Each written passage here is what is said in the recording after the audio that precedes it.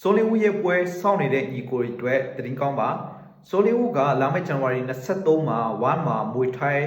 ပွဲထိုးဖို့ရှိပါတယ်ဆိုတော့ကိုဆိုလီဝူရဲ့ပြန်ဘက်နဲ့ပထမအဆုံးမိတ်ဆက်ပြီးချင်းပါတယ်ပြန်ဘက်ကတော့အသက်23နှစ်ရှိတဲ့ထိုင်းနိုင်ငံသားဖြစ်ပါတယ်နာမည်ကတော့ဝူရာဘွန်ပေါ့နော်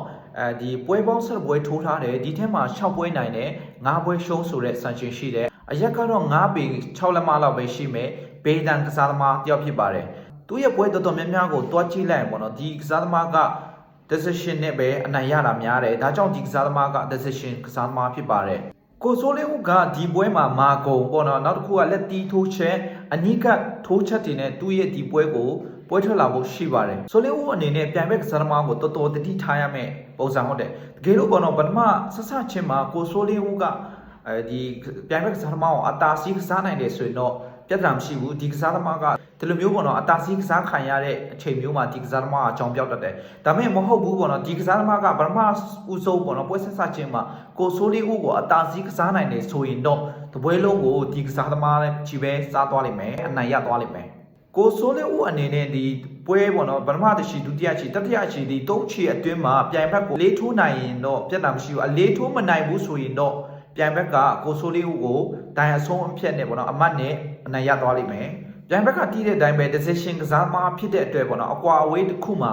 ထိန်းပြီးမှကစားလိမ့်မယ်ကိုဆိုလီဝူဂျွန်လာရင်စားမယ်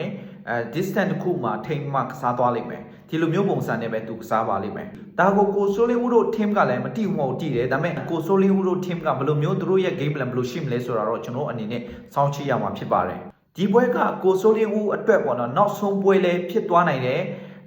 ပေါ့နော်နောက်ထပ်ပွဲထိုးရဖို့အတွက်အခွင့်အရေးလေးရသွားနိုင်တယ်ပေါ့နော်ဘာဖြစ်လို့ဆိုတော့ဆိုလီဝူကအနည်းဆုံးမကြိုင်ပေါ့နော်6လအကျော်လောက်မှသူ့ရဲ့ comeback လာတဲ့ပွဲဖြစ်တဲ့